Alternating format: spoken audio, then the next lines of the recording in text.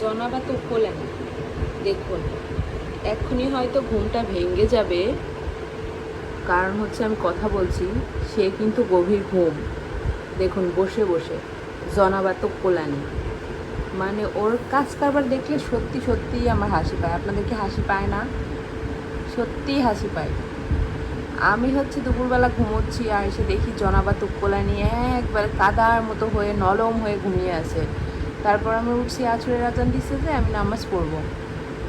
আমি উঠছি, আর উঠার পরে সে উঠে আমাকে দেখলো, আদর করলাম আমি একটু। তারপর আমি ওয়াশরুমে গিয়েছি। তারপর ওয়াশরুম থেকে এসে দেখি জনাবা তো কোলা নেই, বসে বসে ঘুমোচ্ছে। এই যে এখন আবার শুয়ে পড়ছে।